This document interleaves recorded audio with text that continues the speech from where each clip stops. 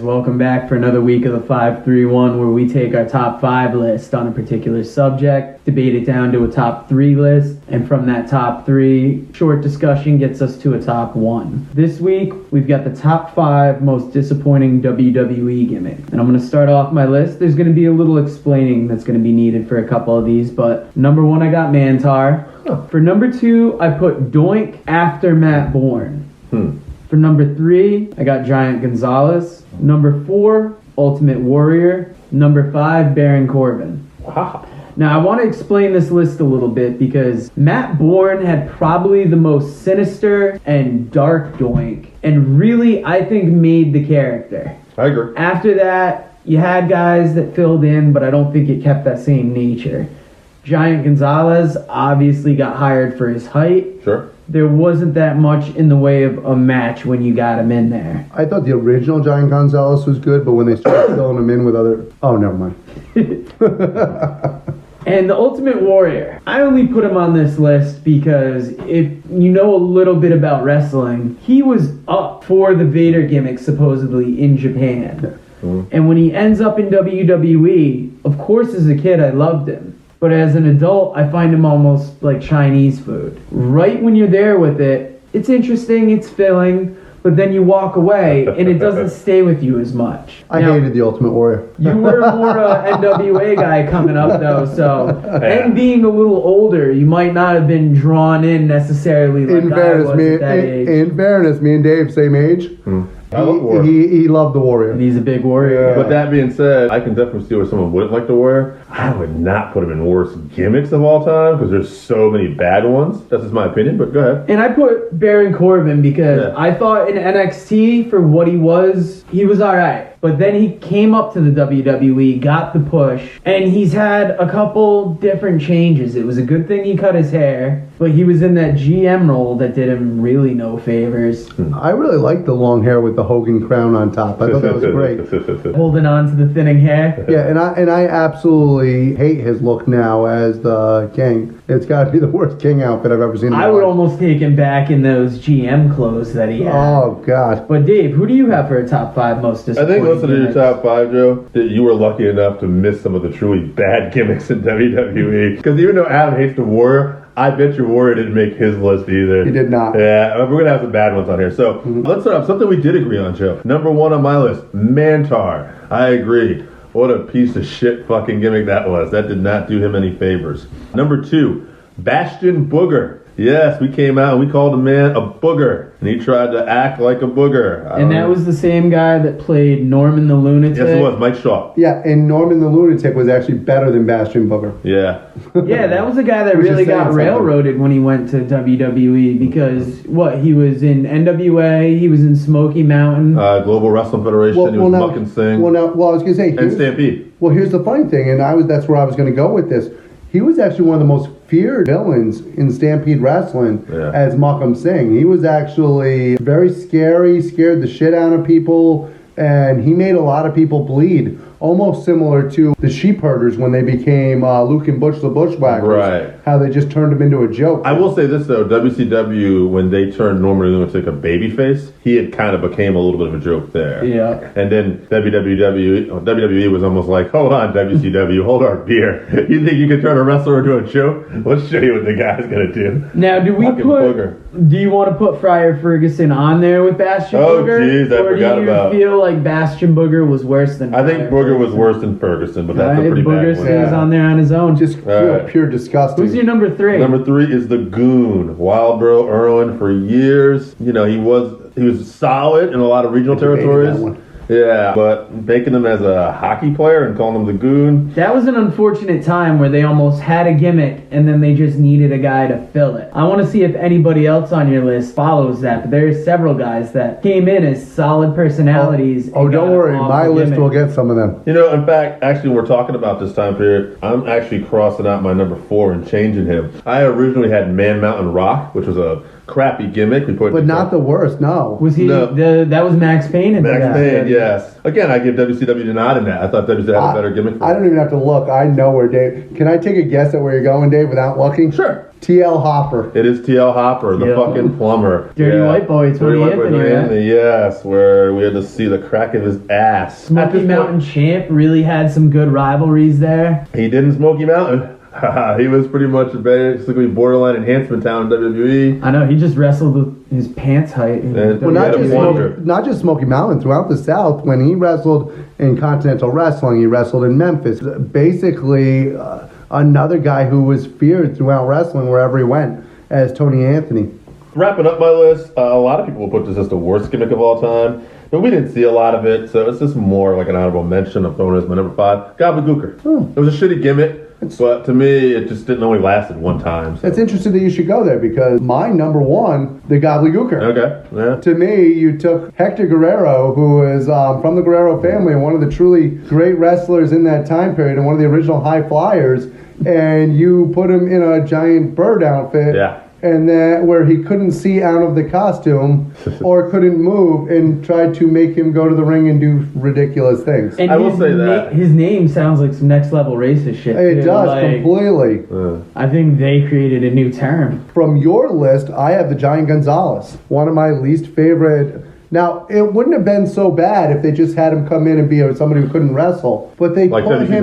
did. Yeah, but they put him in, basically... Muscles and fur. Muscles and fur. It was like a kid's Halloween like a giant costume. caveman. Yes, it was one of the worst things I've ever seen. And we're all familiar with our Argentine cavemen, too. I like to think that Vince still apologizes to The Undertaker daily for what happened there. Speaking of Tony Anthony, the feuds that he had in Smoky Mountain Wrestling were with Tracy Smothers, who when he came to the WWE, Freddie Joe Floyd. Yeah, that was bad. Basically, anybody who's Southern who's ever worked for Vince knows that Vince is embarrassed by the fact that he's from Virginia originally and does whatever he can to bury any Southern person, whether it's Jim Ross, whether it's Tracy Smothers, now, Dusty Rhodes. Isn't this a take on one of the Briscoes names, I believe? Is it? I'm not sure. I know they had the... now that I said it, I wish I did, but I know they had the auto body shop there for years, Briscoe Brothers Auto Body, but... I feel like I've heard Jim Ross or somebody, fans, tweet at us, let us know, but I believe this is a little bit of a rib on one of the Briscoe Brothers. I mean, I wouldn't be surprised, but literally it sounds like the most Southern name he could come up with. Oh yeah, it's clearly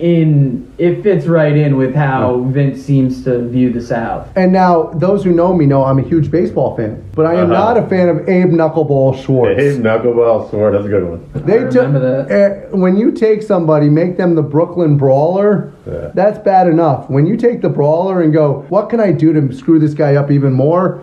I know I can paint his face like a baseball and make him Abe Knuckleball Schwartz. You get 2 jobbers for the price of one. It's incredible. That's honorable mention to Steve Lombardi, who actually was a doink at one time too. He also was. So he managed to make this list on several occasions. On different gimmicks. Exactly.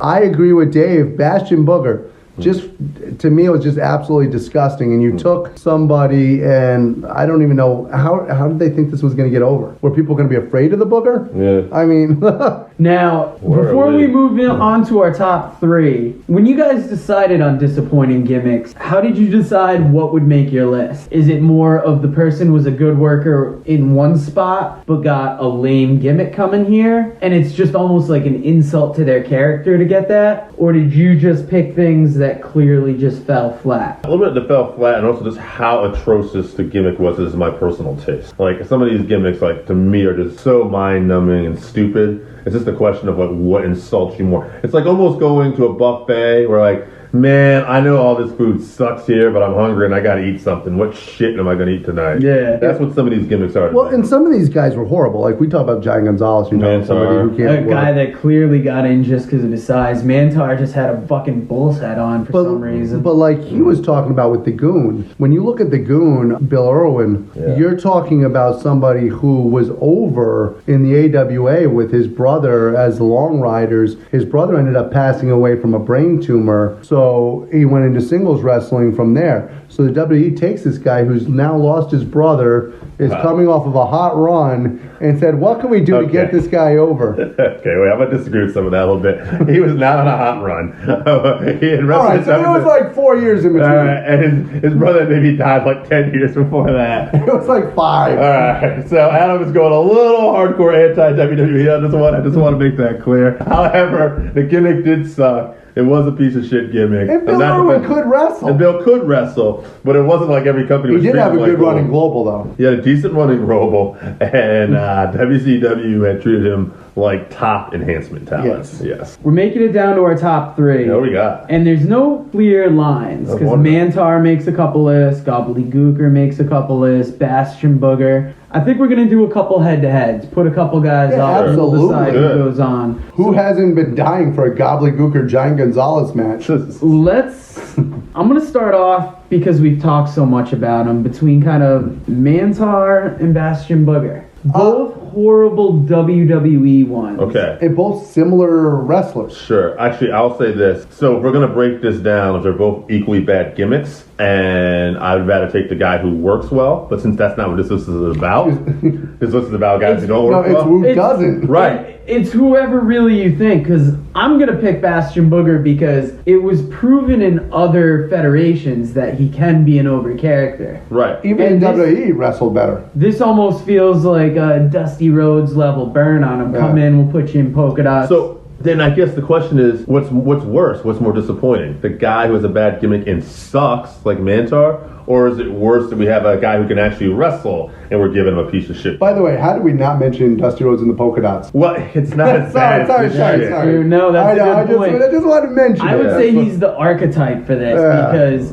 And that's why I'm going to pick Bastion Booger, because you know he's a better wrestler, and they're insulting your intelligence by giving you this Well, yes, but character. Let's also not pretend. But like which Bastion character is Booger was, worse, Mantar or Bastion? Yeah, let's Booger? not pretend like Booger was Dean Malenko here at this point either in his career. No. But okay, I'm gonna say Mantar is the worst because he's just a piece of shit wrestler overall. No offense, Mantar. Rest in peace. Yeah, I don't know if he's dead. But is it gimmick versus gimmick or wrestler versus wrestler? It's kind of really It's up into interpretation. Yeah, who do it's you? a little bit interpretation. I mean, I'm going with Mantar also. Okay. I'm gonna move Mantar on because I think I feel more for Mike Shaw as a wrestler. Yeah. But then when you look at it, Mantar was a bad gimmick on somebody who we don't even necessarily know his name. I'm going for Mantar because, quite frankly, If we wanted to give this award to somebody, we don't want to give it to Mike. that and I was pissed that I didn't think of him when I made my list. Fair enough. Okay, so that's one. We're going in the top three. We got a few. We got to go ahead.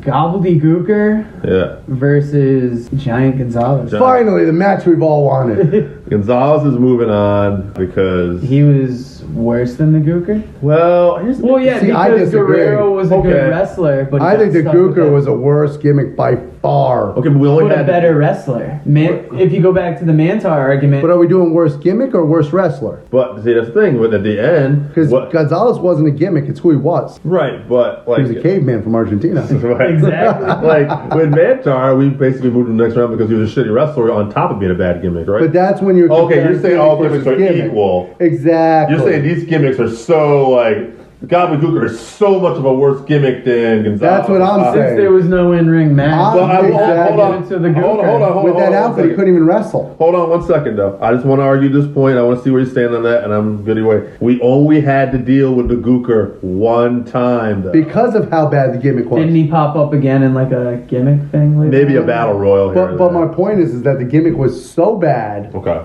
That you only dealt with it once. Yeah, how many gimmicks debuted and only made that one showing? Are there any others of note? All right, I'm sold. We'll move on to the next round. No, do you guys know of any other gimmicks? Oh, God. What's his name when he tripped over the shit? Oh, the Shockmaster. That's WCW. That's a different... I was going to say, when we start branching out into other promotions, it's going to be interesting what the disappointing gimmicks are. By the way, there's two more gimmicks for you in the WWE. Earthquake and Typhoon. Raucus. Oh, God. Was that a gimmick? Raucus didn't even make it on. He didn't. Yeah, but I mean, how many times did he make air? He was the inspiration. Yeah, but he wasn't... Yeah, but it's gimmick. He wasn't actually a gimmick. It's who he was. It's who he was, baby. All right, so now there's not too much on other lists, so... Wait, who's our number? Do we have a... Oh, we can go... We don't have a number 3, so I'm going to put it up between Freddie Joe Floyd, The Goon, TL Hopper. Yeah, all basically the same person. They were all good wrestlers. I'm going with Hopper. He had a fucking plunger. I agree, and they showed his ass crack. Yeah. I mean, didn't the Goon have wrestling boots that were made to look Oh like my god, skates, like if I ice heard? skates. Yeah, that was a horrible gimmick. That's like the perfect recipe to break your ankle. Now, I'm going to be honest with you. I think TL Hopper was another shot at Dusty Rhodes. I know people... Son of a plumber, yeah. I still to this day believe, because that was after Dusty had left. And To me, TL was the worst out of that group, though. I agree. Okay, we'll give it to TL Hopper. Now, usually I still the hate top... Abe Knuckleball Schwartz. Usually the top three, the first elimination is easy because it's going to be a debate between 1 and 2, and there's that third guy that's just in there. So of Mantar, the Gobbledygooker, and TL Hopper, I think who's the obvious first out? To me, TL Hopper is the first one out. It's a bad gimmick, but when he got into the ring... He was still... Because once again, to me, with these three, you're talking about how close they are and hairline. Everything's so bad. And Tony Anthony, they just fucked with him there. The guy had a legacy of a career before that with the Dirty White Boys. Right, Gooker could probably wrestle out of this group, but unfortunately, he couldn't wrestle because of the costume. He couldn't see and couldn't freaking move. All right, so TL Hopper's the obvious out. Now we got Mantar and the Gobbledygooker. See, now these are two of the worst gimmicks, and I think hardest ones, because people forget with the Mantar also, not only did he look ridiculous when he took the head off, but that head on there was just the most asinine thing I've Didn't ever they seen. want to have him wrestle that initially? They wanted to have him, but once again, he couldn't see. And he could not make it through the ropes? Couldn't make it through the ropes. Yeah, sometimes when you're planning something, you forget a little bit about the logistics of it. So when you see it in the ring, you're like, ooh, that did not work out as good as I thought. With the Gobbledygooker, I love the story that Bruce tells. Bruce Pritchard tells a story about him going over to Hector, and when they were designing the suit, he said, "Can you do a flip in this? Can you do a moonsault in this?" And Hector, without having seen the suit, went, "Absolutely! I can do a moonsault in anything." And doesn't that tend to be the wrestler's way, where you tend to say, "I can do it, I agree," because you don't want to lose that possible spot. He got in the suit, and he got down to the ring, and he's like, nothing you can do. This is what I've come up with this. If you put Hector Guerrero in the Mantar gimmick, I'd rather have Hector Guerrero on my roster. If you put the guy who played Mantar in the guy, it's still going to suck dick no matter what. So at the end of the day, somebody could make Mantar work. Nobody could make the Gobbledygooker work. I mean, both these Which, by the way, originally the rumor is that Flair was going to come out of the egg. Jeez. But not dressed as the Gobbledygooker. Not as the Gobbledygooker. Yeah, wasn't that where he was driving around the arena, supposedly? He was driving around the arena, and one of the big jokes about the Gobbledygooker, and this is something I've heard, Bruce Pritchard will not admit this, but it's something that I've heard, is the reason why the Gobbledygooker has like the big nose and the bird features is making fun of Ric Flair. Because he didn't agree to come out of the egg and come out of the... That's funny. That they ended up actually doing the bird face for that reason. Now, both these gimmicks, the costumes present a very big vision issue and mobility issue, I would argue. But like we said, if you take Mantar and you put that outfit on, once he pulls that head off, with what's left of the outfit, he can make that work in the ring. But you can't make the Gobbledygooker. Nobody can make the Gobbledygooker work. So to me, the Gobbledygooker is going to be our top worst, top most disappointing gimmick. I guess in this one it would be the biggest loser. Yeah, definitely. And I want to put it out to our fans: are there any disappointing gimmicks that we missed? Yeah. Because some fans might be younger than us and have a more recent gimmick that we wouldn't have thought of. Remember, WWE gimmick. Because at another time we're going to attack other gimmicks. Right. I mean, hey, if you want to mention Saba Simba, that's one I forgot about. Yeah. Thank you for bringing up more WWE racism. And then what about Farouk too? Well, not only the helmet, and then also. You know what we can do for it. Guys, tune in. Later on, we're going to do top for the 531 top five most racist WWE gimmicks. And we might be able to make like 3 lists out of that. But thank you again, everybody, for joining us, and we will talk to you again next week. Have a good one. Later. Guys, thank you for listening to the 531 here on YouTube this week. If you like what you hear, you can always find us on Anchor FM, Google Podcasts, Spotify, Breaker, Overcast, Pocket Cast, Radio Public, and on the Apple Podcast where you can subscribe and also give us a 5-star rating. We appreciate you listening. We want your feedback. 531. And if you agree with us, if you disagree with us, we also want you to let us know. And let us know what your 531 would be. Come up with a top 5 and let us know, and we'll tell you why you're wrong. And in order for us to do that, please contact us on Twitter. We're at Fans Working. Facebook page, Working Fans Wrestling Pod. Email workingfanswrestlingpod@gmail.com. It's very important that you actually contact us on these platforms because we want this to be your interactive place to talk wrestling.